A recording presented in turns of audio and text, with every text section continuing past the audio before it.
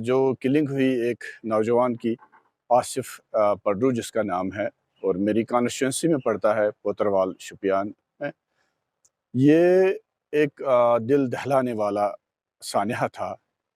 تو پولیس کی جانب سے یہ جو آ رہا ہے کہ یہ ایک انسیڈنٹ فائر تھا، مس فائر تھا، لیکن جو پیرنٹس ہے، جو گھر والے ہیں، جو وہاں لوگ دائیں بائیں رہتے ہیں، ان کا کہنا ہے کہ یہ بالکل ایک ٹارگٹ فائر تھا۔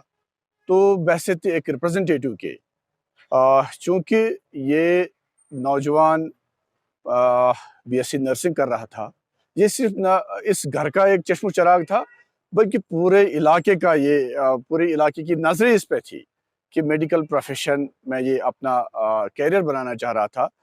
تو مطلب کوئی الفاظ نہیں ہے، اس ماں سے ہم کیا کہیں، اس والد سے ہم کیا کہیں، اس بہن کو کیسے ڈار بنائیں ہم، یا ان بھائیوں کو کیا جواب دیں ہم، جن کا لخت جگر صبح نکلتا ہے اور آدھے گھنٹے میں ان کو یہ نیوز آتی ہے کہ آپ کا لخت جگر جو ہے گولیوں کی زد میں آ گیا اور اس دنیا سے چل بسا۔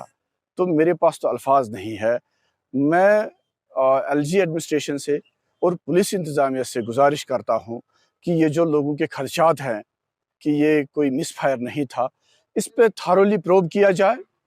حالانکہ یہ اس پروب سے اس فیملی کا کوئی بھی جو ہے مطلب کوئی کمپنسیٹ نہیں ہوگا، میں یہ صاف الفاظوں میں یہ کہنا چاہتا ہوں، لیکن جو اوورآل آگے یہ ایسی چیزیں نہ ہوں، اس چیز کے لیے میں گزارش کرتا ہوں کہ اس کا جو ہے تھارولی پروب کیا جائے اور انڈیپینڈنٹ جوڈیشل پروب ہو اس معاملے پہ۔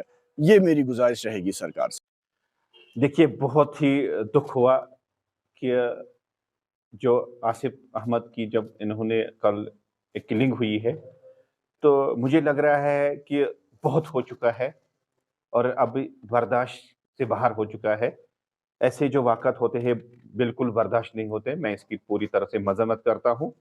اور جتنے بھی یہاں پہ ایجنسیز ہیں ان کو میری طرف سے یہ گزارش کی جاتی ہے، کم سے کم یہ جو واقعات ہوتے ہیں ان کو روک دیا جائے، اور یہ چیزیں خاص کر شوپیان میں یا پلوامہ میں یا ساؤتھ کشمیر میں بہت سارے ایسے واقعات ہوئے ہیں جو کہ ناقابل برداشت ہے۔